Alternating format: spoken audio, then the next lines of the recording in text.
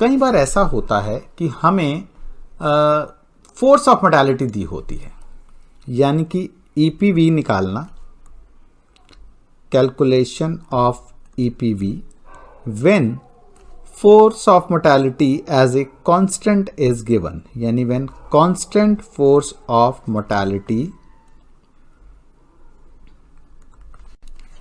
Is given. ठीक है, तो क्या होगा? जैसे मान लो एक क्वेश्चन देखते हैं, आपको इंटरेस्ट रेट दिया है 5%, कोई टेबल नहीं दे रखी, म्यू की वैल्यू दे रखी है 0.007 फॉर ऑल एजेस अबव 60, 60 से बड़ी एज के लिए सबके लिए वैल्यू दे रखी है आपको कि फोर्स ऑफ मोर्टेलिटी कांस्टेंट है। मेरा क्वेश्चन है जी, बताओ ए बार 60 क्या होगा? ए बार 60 क्या होगा? देखो, वैसे देखा जाए तो a bar 60 is what? A bar 60 is expected value of v की power t60, which is nothing but 0 से इंफिनिटी वी की power t into TP60 into mu 60 plus t। यही होता है ना, VT into PDF is TPX mu x plus t होता है। देखो, म्यू 60 प्लस t की सभी वैल्यूज के लिए कितना दे रखा है? 0.007 दे रखा है। तो अगर मैं TP60 की बात करूं कि 60 से आगे t तक जीना है, तो ये क्या होगा? आपको पता है TPX जो होता है e की पावर माइनस म्यू t होता है, तो ये e की पावर माइनस 0.07 t हो गया। अब v पावर t e की पावर माइनस डेल्टा t होता है। चलो एक काम करते हैं और थोड़ा सा क्वेश्चन को सिंप्लीफाई बना देते हैं। मैं इसको डेल्टा मान लेता हूं कि मुझे इंटरेस्ट रेट नहीं दिया, मुझे डेल्टा की वैल्यू दे रखी है। तो e power delta t is e की पावर माइनस 0.005 t हो गया। ठीक है, सो a बार 60 क्या हो जाएगा? 0 टू इंफिनिटी v की power t into TP60 into mu 60 plus t is 0.007 dt। इसमें से 0.007 बाहर आ गया, बचा 0 से इंफिनिटी e की पावर, सॉरी ये 0.05 है, 0.05 है। तो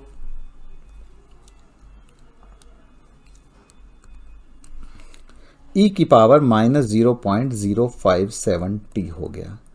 अब इसको इंटीग्रेट तो करना आता है, ठीक है।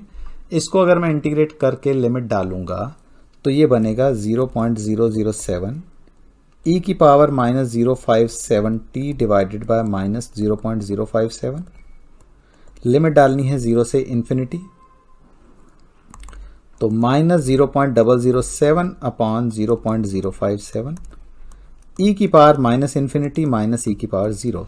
e पावर माइनस इंफिनिटी जो होता है 0 होता है, so answer is 0.007 divide by 0.057। Calculator से इसकी वैल्यू निकाल लेना, वो आपकी a बार 60 की वैल्यू हो जाएगी। ठीक है जी, क्लियर है?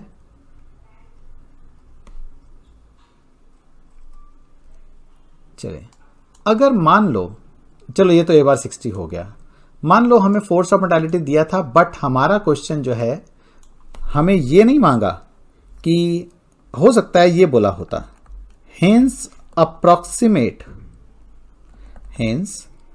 Approximate the value of a60। तो आप कहोगे जी a बार 60 जो होता है 1 प्लस आई पावर हाफ इंटू a60 होता है, तो इससे आप a60 वैल्यू निकाल लोगे। ठीक है, फिर तो कोई प्रॉब्लम नहीं है।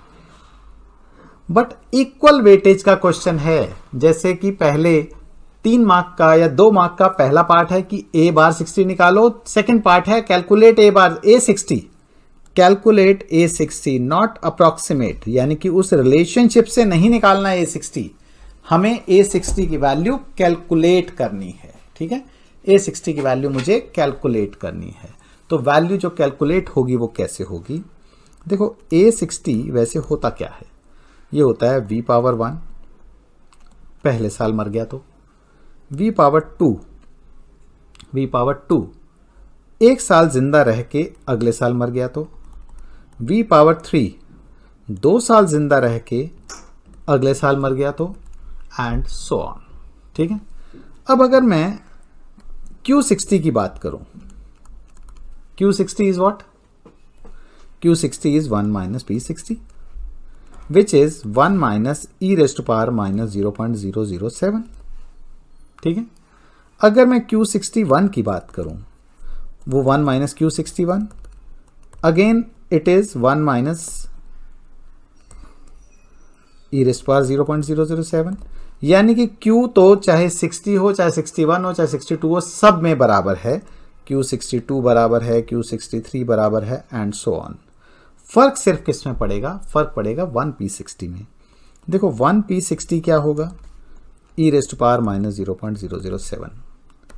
अगर मैं 2p60 की बात करूं तो it is 1p60 into 1p61 which is e की पावर 0.007 इंटू e की पावर 007 विच इज e की पावर माइनस 2 इंटू 0.007। तो 2p60 मेरा ये आ गया। तो अगर मैं 3p60 निकालूंगा ना, तो सिमिलर केस से 1p60 into 1p61 into 1p62 करूंगा तो e की पावर माइनस 3 इंटू 0.007 आ जाएगा। ठीक है। इसी तरह जब मैं v पावर 1 करूंगा तो e की पावर 0.05 आएगा। v की पावर 2 करूंगा तो e पावर माइनस 2 इंटू 0.005 आएगा। v क्यूब करूंगा तो e की पावर माइनस 3 इंटू 0.05 आएगा, एंड सो ऑन। तो अगर मैं a60 निकालना चाहूं तो क्या होगा? v पावर 1 इंटू e की पावर 0 पॉइंट, जो फर्स्ट तो क्या था? Q61 था। Q61 इज 1 माइनस e की पावर 0.007 प्लस v की पावर 2 इंटू e की पावर 0.007 इंटू 1 माइनस e की पावर 0.007 प्लस e की power minus 3 into 0.005 into e की पावर माइनस 2 इंटू 0.007 इंटू ये तो एज इट इज रहा, प्लस सो ऑन। तो इसमें से हमारा 1 minus e raise to power minus 0.007 तो कॉमन ही आ गया। बचा क्या? 0.05 e की power minus 2 into 0.05 into e की पावर माइनस 0.007 e की power minus 3 into 0.05 into e की power minus 2 into 0.007 so on till infinity. तो ये हमारी एक इनफाइनाइट जीपी बन गई, जिसमें कि फर्स्ट टर्म क्या है? फर्स्ट टर्म क्या है? a इज 0.005 और कॉमन रेशियो क्या है? कॉमन रेशियो है e raise to power minus 0.05 and e power 0.007, यानी कि 1 minus e raise to power 057 हमारी कॉमन रेशियो है। इसको आप कैलकुलेट, ठीक है, कैलकुलेटर से हो जाएगा। तो इससे हमारी a60 की वैल्यू जो है कैलकुलेट हो गई। इससे मेरी a60 की वैल्यू कैलकुलेट हो गई। अगर हम a बार 60 और से a60 निकालते और इस पूरे प्रोसेस को फॉलो करते हुए a60 निकालते तो आंसर में माइनर सा वेरिएशन फर्क आएगा, बिकॉज उसमें हम क्या एज्यूम कर रहे होते थे? उसमें हम एज्यूम कर रहे होते थे a बार 60 के केस में कि all the benefits are payable in the middle of the year, यानी of all the deaths that occur between x and x plus 1 the average age of death is x plus half, यानी जो भी बंदा मरेगा उसकी average age जो होगी वो मिडल ऑफ द ईयर पे होगी। वहां हमारी ये अप्रोक्सीमेशन थी, यहां ऐसी कोई अप्रोक्सीमेशन नहीं है। इसलिए a बार 60 से अगर मैं a60 की वैल्यू कैलकुलेट करूंगा और a60 में डायरेक्टली पूरी कैलकुलेशन करके वैल्यू कैलकुलेट करूंगा, there will be minor rounding difference या अप्रोक्सीमेट का जो अप्रोक्सीमेशन की वजह से वेरिएशन माइनर सा आ सकता है। सो हमें ऐसे करना है या ऐसे करना है, ये इस बात पर डिपेंड करता है क्वेश्चन की वेटेज के ऊपर और क्वेश्चन में पूछा क्या है। अगर क्वेश्चन में डायरेक्टली पूछा है कि आपको अप्रॉक्सीमेट करो वैल्यू को तो डायरेक्ट करेंगे हम, ठीक है। और अगर पूरा कैलकुलेट करने को बोला है तो कैलकुलेट करके दिखाएंगे हम, ठीक है। अगर एन्युटी की वैल्यू निकालनी हो, ये तो मैंने एश्योरेंस की वैल्यू निकाली है, अगर एन्युटी की वैल्यू निकालनी हो और फोर्स ऑफ मोर्टेलिटी दे रखी हो, जैसे मान लो म्यू दिया है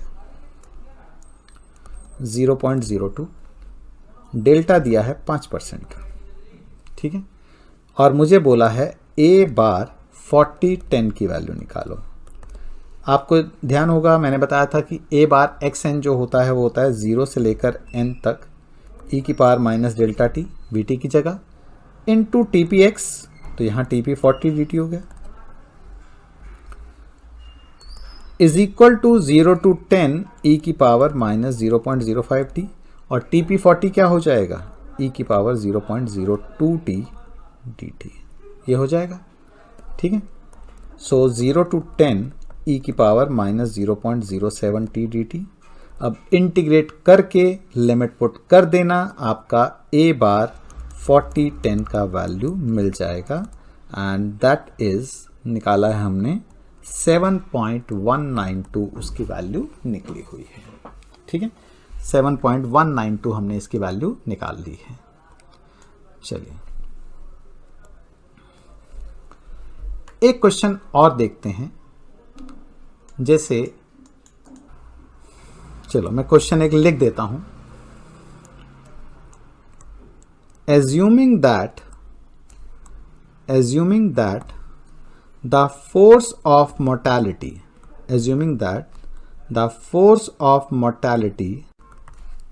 between consecutive integer ages is constant in AM92 ultimate table. यानी कि x से x+1 के बीच में फोर्स ऑफ मोर्टेलिटी कांस्टेंट है, x+1 से x+2 के बीच में फोर्स ऑफ मोर्टेलिटी कांस्टेंट है, x+2 से x+3 के बीच में फोर्स ऑफ मोर्टेलिटी कांस्टेंट है, ठीक है। मतलब कि फोर्स ऑफ मोर्टेलिटी लेवल रहती है, फिर बढ़ती है, फिर लेवल रहती है, फिर बढ़ती है, इस तरह से चलती है। अगर इंटरेस्ट रेट 4% है, अगर इंटरेस्ट रेट 4% है तो वैल्यू हमें कैलकुलेट करनी है A50 A bar, calculate A बार 52, ठीक है। देखो नॉर्मली क्या होता है, नॉर्मली जब हमें A बार 52 की वैल्यू निकालनी होती है तो हम क्या कर देते, हम लिखते जी 0 से 2 v power t into T P 50 into mu 50 plus T D T होता है। बट उसमें क्या होता, या तो पीडीएफ दिया होना चाहिए हमें, ठीक है। हमें ऐसे तो हम निकालते ही नहीं है वैल्यू, हम इसकी वैल्यू तो कैसे निकालते थे, हम इसकी वैल्यू अप्रॉक्सीमेशन से निकालते थे 1 + i² से मल्टीप्लाई करके। अब यहां पर क्योंकि हमें दिया हुआ है कि 50 से 51 के बीच में कांस्टेंट है, 51 से 52 के बीच में कांस्टेंट है, क्या मैं 2 साल की एंडोमेंट एश्योरेंस को लिख सकता हूं 2 साल की टर्म एश्योरेंस प्लस 2 साल की प्योर एंडोमेंट, ठीक है। यहां पर भी हमने ये अगर ध्यान हो तो ये टर्म एश्योरेंस की वैल्यू हुआ करती थी, ठीक है। एंडोमेंट में तो हमें इसमें वो चीज ऐड करनी पड़ती है।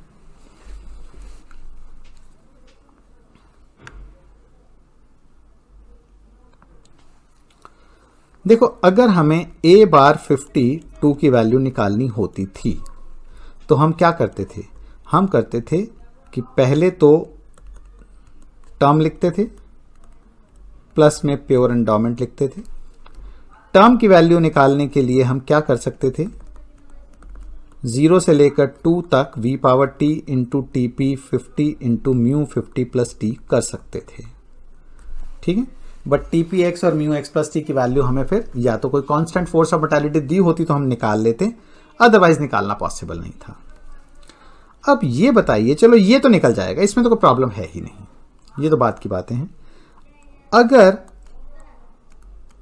टर्म एश्योरेंस 2 साल की है क्या मैं इसको ये लिख सकता हूं कि 1 साल की term assurance plus VP50 into 51 वाले की 1 साल की और टर्म एश्योरेंस। अगर मैं 50 वाले को 2 साल की टर्म एश्योरेंस देना चाहता हूं तो इसका मतलब है पहले 1 साल की टर्म एश्योरेंस। अगर मैं उसको ये बोल दूं कि मैं तुझे 2 साल की इकट्ठी पॉलिसी नहीं दे रहा, मैं तुझे 2 पॉलिसी दूंगा, एक जो है तेरी आज से 1 साल तक वैलिड रहेगी और एक 1 साल से 2 साल तक वैलिड रहेगी। तो जो आज से 1 साल तक वैलिड रहेगी उसकी तो वैल्यू ये है, जो 1 साल के बाद मिलनी है वो तो ये है, बट वो वैल्यू कहां आ जाएगी 51 पे, तो उसको मुझे आज की डेट पे भी तो लाना पड़ेगा ना, जिसके लिए मैंने उसको V इंटू 1P50 से मल्टीप्लाई कर दिया। और ये जो दूसरा पार्ट है इसकी कोई प्रॉब्लम है ही नहीं, ये तो V स्क्वायर इंटू 2P50 करके मेरा मिल ही जाएगा। ठीक है, प्रॉब्लम है सिर्फ इसकी वैल्यू निकालने की। ये मैंने इसको 1-1 साल में ब्रेक क्यों किया है, क्योंकि मुझे क्वेश्चन में मेंशन है कि 1 साल के लिए ही फोर्स ऑफ मोर्टेलिटी कांस्टेंट है। तो मान लो मैं कहता हूं कि वो 50 की एज पे जो फोर्स ऑफ मोर्टेलिटी कांस्टेंट है वो μ50 बार है। ठीक है, μ50 कांस्टेंट नहीं होता, μ50 बार है, जो कि 50 से 51 के बीच में फोर्स ऑफ मोर्टेलिटी को बता रहा है। जो μ50 है वो 50 से 51 के बीच के फोर्स ऑफ मोर्टेलिटी बता रहा है। आपको पता है μx जो होता है that is minus log of 1px होता है। μx जो होता है माइनस लॉग px के बराबर होता है। ये हमने जब लाइफ टेबल किया था तो उसमें किया हुआ है हमने। देखो ना px क्या होता है यार, e की पावर माइनस म्यू होता है ना, तो वहीं से निकाल लिया ना, taking log on both the sides, तो log 1px का minus is equal to mu हो गया। ठीक है, तो μ50 is minus log p50। AM92 दे रखी है, AM92 से p50 की वैल्यू डाली तो मेरा μ50 बार का वैल्यू आ गया 0.0025115। सिमिलर वे में मैंने μ51 की वैल्यू निकाली, दैट इज 0.002811295।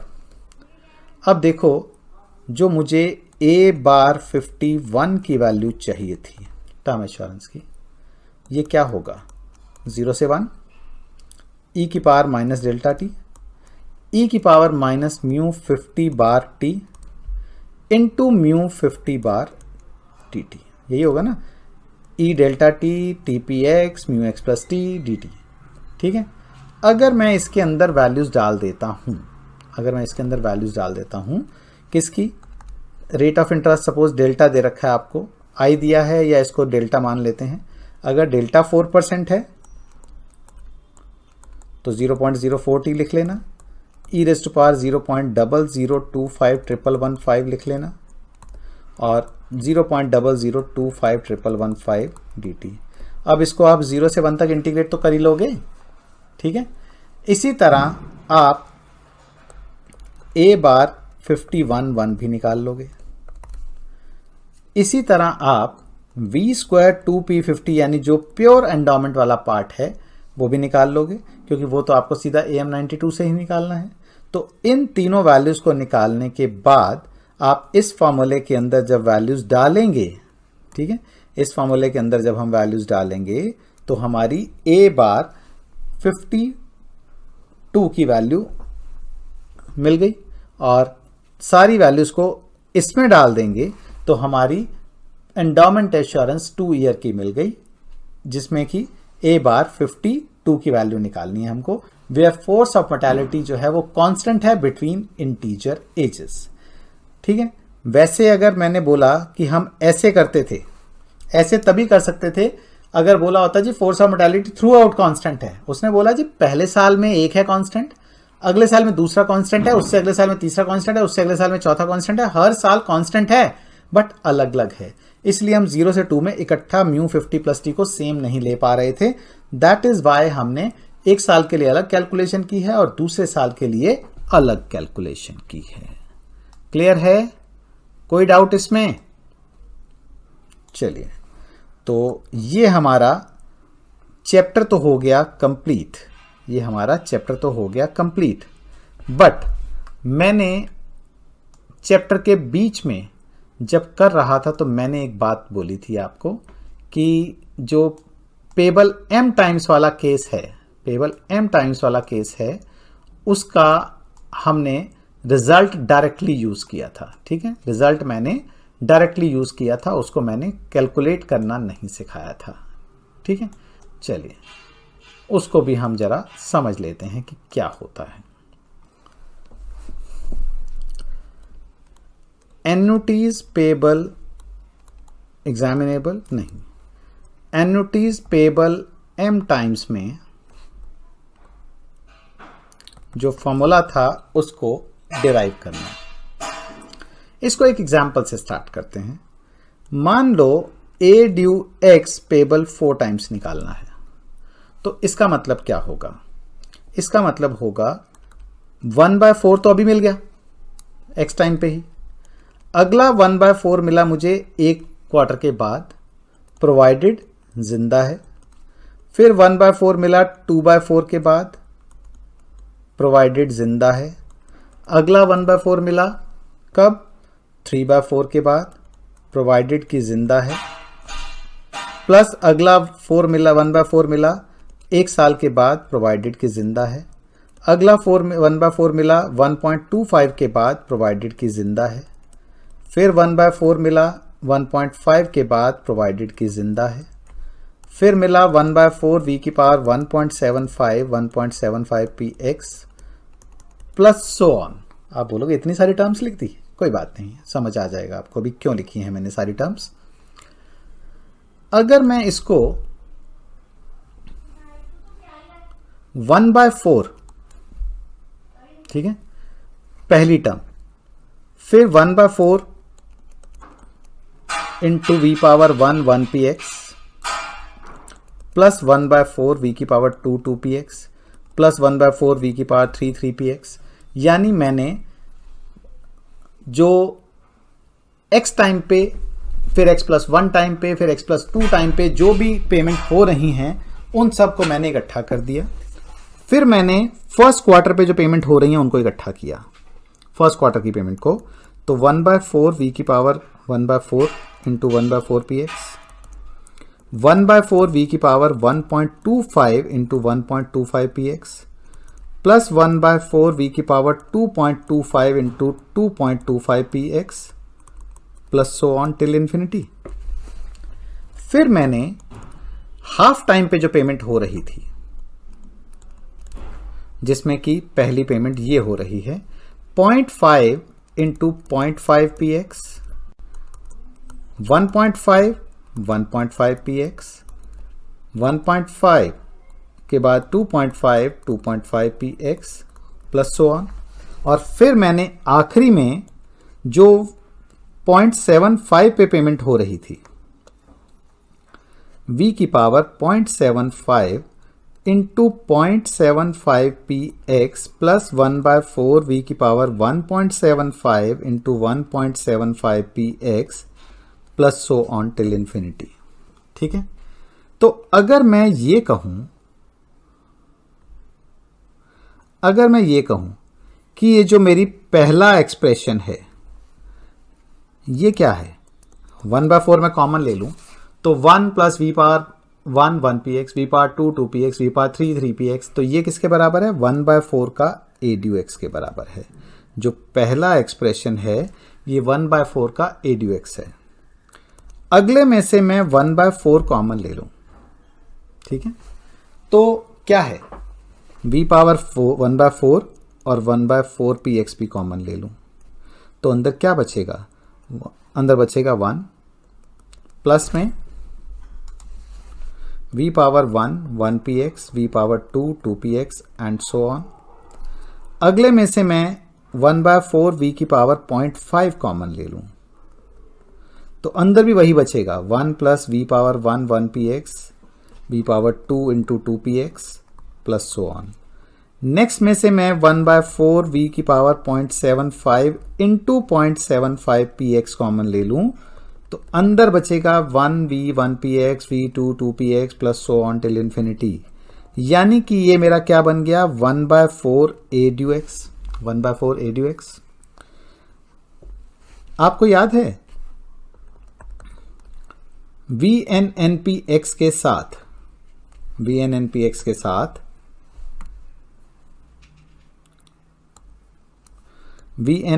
के साथ अगर हम ए एक्स प्लस एन या A due X plus N लिखते हैं तो उसको N deferred A due X भी कहते हैं ना, N deferred A due X भी कहते हैं।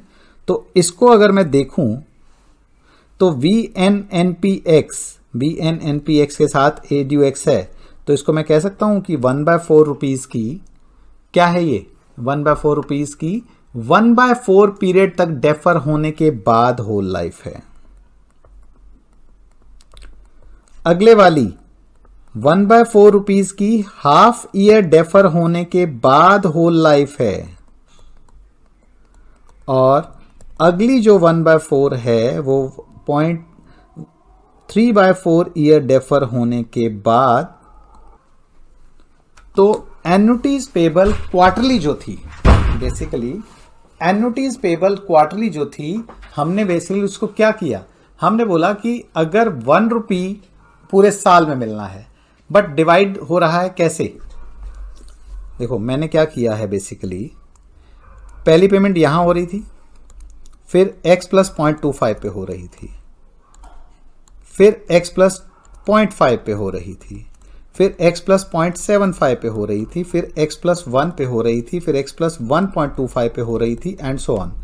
मैंने इसको x प्लस 2 वाली को, इन सबको इकट्ठा कर लिया, ठीक है। ये वाली पेमेंट, ये वाली पेमेंट, ये वाली पेमेंट, यानी कि जो भी साल के शुरू में हो रही थी उन सबको इकट्ठा कर दिया, तो वो मेरी 1/4 रुपीज की होल लाइफ एन्युटी बन गई। क्योंकि देखो होल लाइफ है तो उसको चाहे 4 इनफाइनाइट को चाहे 4 से डिवाइड कर लोगे तब भी वो इनफाइनाइट ही रहेगा। फिर अगली 1/4 जो थी मेरी, मैंने इसको और 1.25, 2.25 उन सबको इकट्ठा कर दिया, तो 1/4 रुपीज की है, तो ये जो एन्युटी ड्यू ही 1/4 रुपीज की, बट क्योंकि ये 1/4 से स्टार्ट हो रही है तो मैं इसको कह सकता हूं कि ये 1/4 पीरियड डेफर्ड है। अगली मैंने x plus half, x plus 1.5, x plus 2.5, x plus 3.5 उन सारी एन्युटीज को लिया, तो वो 1/4 रुपीज की एन्युटी ड्यू आ गई, बट वो कहां पे आई, x प्लस हाफ पे आई। उसको मैंने मान लिया कि हाफ ईयर डेफर्ड है, और फिर मैंने x प्लस 0.75 वाली, x प्लस 1.75 वाली, x प्लस 2.75 वाली, इन सारी एन्युटीज को लिया, वो आई तो होल लाइफ एन्युटी ही 1/4 रुपीज की, बट उसकी प्रेजेंट वैल्यू कहां पे आई, उसकी प्रेजेंट वैल्यू आई 0.75 पे, तो उसको मैंने 0.75 डेफर की एन्युटी मान लिया। तो इन जनरल अगर मैं बात करूं, तो अगर इन जनरल देखा जाए तो a due x payable m times अगर मुझे चाहिए होगा, तो मैं कहूंगा कि 1/m की होल लाइफ होगी, फिर 1/m की 1/m period deferred whole life होगी, ठीक है। फिर 1/m की 2/m पीरियड होल लाइफ होगी डेफर करके, फिर 1/m की 3/m पीरियड डेफर करके होल लाइफ होगी, and so on till infinity जाएगा। तो इसको अगर मैं इन जनरल बात करूं तो a due x payable m times अगर मुझे चाहिए होगा, तो हम कह सकते हैं कि it is nothing but 1/m into t/m A due x. t की वैल्यू कहां से कहां तक हो सकती है, t की वैल्यू 0 से लेकर m-1 तक हो सकती है।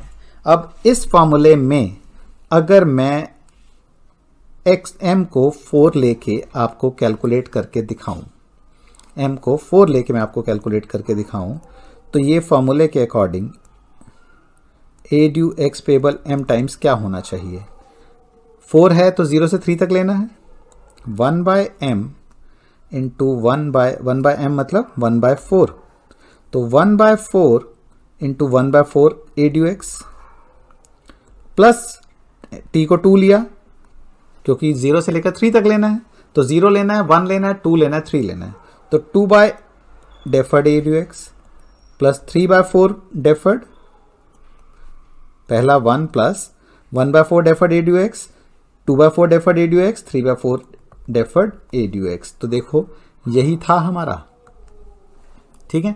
सो हमने ये एग्जाम्पल की हेल्प से प्रूव कर दिया कि a due x payable m times जो होता है वो इसके बराबर होता है। ठीक है, बट हमारा क्वेश्चन ये नहीं था, हमारा क्वेश्चन ये नहीं था। हमें तो ये दिखाना था कि a due x payable m times जो होता है वो a due x minus m minus 1/2m था। ठीक है, ये भी बुक में एक चीज दे रखी है, डिराइव नहीं करना है, सिर्फ आपकी अंडरस्टैंडिंग के लिए मैं करवा रहा हूं ये चीजें। ठीक है, चलिए हमारा जो क्वेश्चन है दैट इज कि वो वैल्यू जो टेबल की वैल्यू से इसकी वैल्यू कैसे निकालें। ठीक है, चलो इसको भी हम एक एग्जांपल से समझते हैं। मान लो मैंने कहा t जो है 3 है, let t is equal to 3 है, m इज इक्वल टू 4 है। ठीक है, तो इसका मतलब ये हुआ कि 3/4 डेफर्ड ए ड्यू एक्स। ठीक है, मैंने 3/4 डेफर्ड ए ड्यू एक्स की मैं वैल्यू निकालना चाहता हूं। 3/4 डेफर्ड ए ड्यू एक्स की मैं वैल्यू निकालना चाहता हूं। तो इसका मतलब क्या होगा? तो इसका मतलब होगा कि 1 रुपए की पेमेंट होगी। अगर 3/4 deferred A due x in general बात करूं तो उसका मतलब होगा 1 रुपए की पेमेंट जो होगी वो कब कब होगी। अगर मैं बाहर 1/4 लिखता हूं तो 1/4 की पेमेंट होगी, बाहर मैंने 1/4 नहीं लिखा है तो इसका मतलब 1 रुपए की पेमेंट होगी। तो 1 रुपए की पेमेंट कब कब होगी? पहली बार होगी 0.75 पे, फिर होगी 1.75 पे, फिर होगी 2.75 पे, फिर होगी 3.75 पे एंड सो ऑन। तो अगर मैं 3/4 डेफर्ड ए ड्यू एक्स की बात करूं तो ये होगा v की power 0.75 into 0.75 px plus v की पावर 1.75 इंटू 1.75 px, v की power 2.75 into 2.75 px plus so on. ठीक है, अब देखो होता क्या है। मान लो मैंने किसी को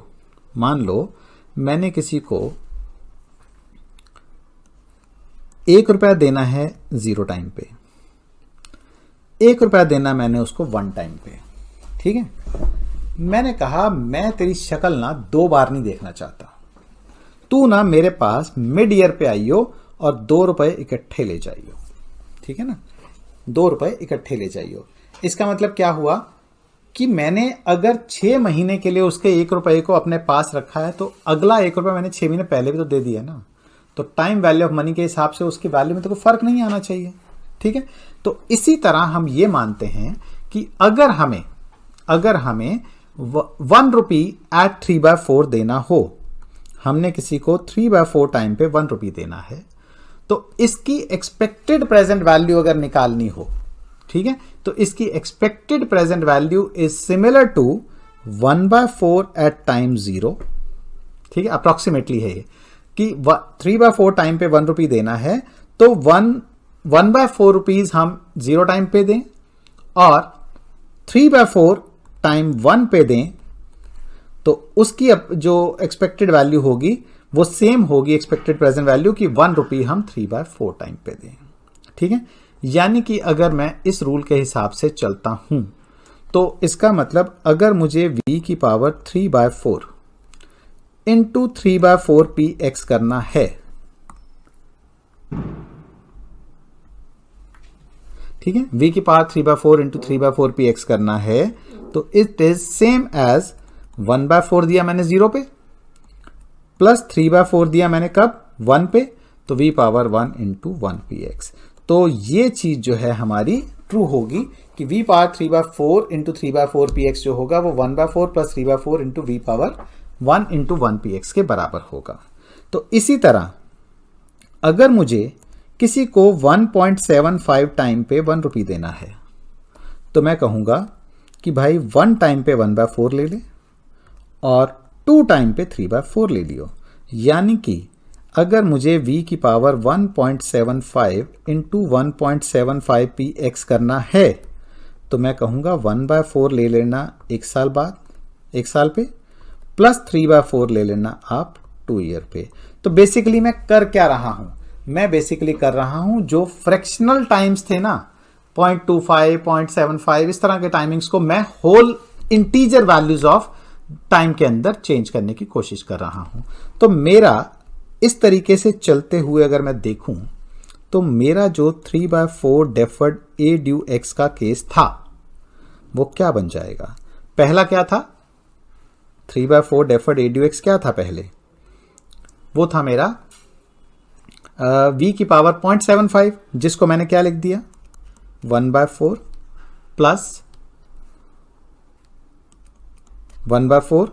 प्लस 3/4 v पावर 1px। अगले वाले को मैंने क्या लिख दिया? 1/4 v की पावर 1px प्लस 3/4 v की पावर 2 इंटू 2px। उससे अगले वाले को क्या लिखूंगा? 1/4 v की power 2 into 2px plus 3/4 into v की power 3 into 3px plus so on till infinity. तो ये मेरा 1/4, ये दोनों मिला के क्या हो गए? ये मेरे बन गए v पावर 1 इंटू 1px। ये दोनों मिला के मेरे क्या बन गए? v power 2 into 2px, v power 3 into 3px plus so on. तो ये मेरा क्या हो गया? ये मेरा बन गया 1/4 प्लस में ax का एक्सप्रेशन, 1/4 प्लस ax का एक्सप्रेशन, जिसको कि मैं क्या लिख सकता हूं? जिसको कि मैं ax की जगह पर अगर मैं a ड्यू x माइनस 1 लिख लूं तो मैं इसको लिख सकता हूं a due x minus 3/4। So 3/4 deferred a due x क्या हुआ? a ड्यू x माइनस 3/4 हुआ। ठीक है, तो इन जनरल अगर मैं बात करूं, ये तो मेरा स्पेसिफिक केस हुआ, तो इन जनरल अगर मैं बात करूं तो t/m deferred a due x अगर मुझे निकालना हो तो that will be a due x minus t/m होगा। ठीक है, a due x minus t/m के बराबर होगा। अब वापस आते हैं उस पर, तो हमारा a due x payable m times क्या था? वो था मेरा summation t is equal to 0 to m minus 1/m into t/m deferred a due x। यही था ना formula, which is 0 to m minus 1/m। This is a due x minus t/m, जो कि मैंने अभी अभी डिराइव किया। ठीक है, इसको मैं अगर चाहूं तो मैं क्या लिख सकता हूं? This is t is equal to 0 से m minus 1/m into a due x। ठीक है, माइनस 0 से m minus 1 into 1/m into t/m। ठीक है, एक काम करते हैं, इसको हम अगर कोई कांस्टेंट, अगर मान लो कभी ऐसा हो ना कि समेशन, मैं कहता हूं कि समेशन k दिया है और k की वैल्यू 1 से n है, तो हम इसको nk कह देते हैं। ठीक है, क्योंकि k जो है वो आपका n टाइम्स ऐड हो रहा होता है। तो यहां पर भी क्या है? ये तो कांस्टेंट है, तो ये 0 से m माइनस 1 मतलब m टाइम्स ये टर्म ऐड हो रही है, तो ये बन जाएगा हमारा m into a due x। ठीक है, और ये जो बचा हमारा, मैं इसमें अगर वैल्यू डालता हूं, पहले 0 डालता हूं, 0/m, 1/m, 2/m plus so on up to m minus 1/m। तो ये मेरा बन गया a due x minus 1/m यहां से common, 1 plus 2 plus 3 plus so on up to m minus 1। तो n नेचुरल नंबर्स का जो सम होता है वो होता है n प्लस 1/2। यहां पर m माइनस 1 नेचुरल नंबर्स की बात हो रही है, तो वो हो जाएगा m minus 1 into m minus 1 plus 1 divided by 2। तो ये मेरा बन गया a due x minus 1/m square, m into m minus 1/2, एक m से एक m कट गया, एंड हमारा रिजल्ट आ गया a due x minus m minus 1/2m। So a due x payable m times हमारा a due x minus m-1/2m के बराबर आ गया। ठीक है, फिर से बोल रहा हूं मैं, ये चीज एग्जामिनेशन पॉइंट ऑफ व्यू से इंपॉर्टेंट नहीं है, बट कुछ लोग जो चीज़ों को बहुत ही डेप्थ में पढ़ना चाहते हैं, ऑल्दो ना तो ये उसमें काम आने वाली है, मतलब एग्जामिनेशन पॉइंट ऑफ व्यू से इतनी इंपॉर्टेंट है, ना ये इंटरव्यू से रिलेटेड क्वेश्चन में पूछा जाता है, बट हाँ कई बार ऐसा होता है कि जब आप जॉब में जाते हैं, किसी में मान लो आपको कोई कोडिंग करनी है, तो कोडिंग करनी है तो उस केस में आपको ना पता होना चाहिए कि ये चीज़ें जो है ना, इनके बैकग्राउंड क्या है, ये फॉर्मूला आ कहाँ से रहा है। ठीक है, या कई बार ऐसा होता है कि उसमें आप कोई टेस्ट केस कर रहे होते हैं, तो टेस्ट केस करने का मतलब ये हुआ कि सॉफ्टवेयर आपको एक वैल्यू दे रहा है और आप एक्सेल में सेम वैल्यू कैलकुलेट करना चाहते हैं, तो आपको बैकग्राउंड पता होनी चाहिए कि हो सकता है उसमें जब आपने उसको आउटपुट निकाला तो उसमें किसी स्टेज पर ये दिया हो, जो मैंने ये कैलकुलेशन की है कि ये इसके बराबर होता है, अब आप ढूंढ रहे हो यार ये आया कहाँ से, तो उन चीज़ों के लिए आपको ये चीज़ आपको हेल्प करेगी। अदरवाइज जो है डायरेक्टली आपको इसका रिजल्ट ही यूज़ करना है, आपको इसकी कैलकुलेशन ही आनी चाहिए, आपको इसके डिराइव करने की ज़रूरत नहीं है। ठीक है, चलिए, तो ये हमारा जो चैप्टर 18 है, इसी के साथ हमारा जो चैप्टर 18 है ये हमारा कंप्लीट हो गया है।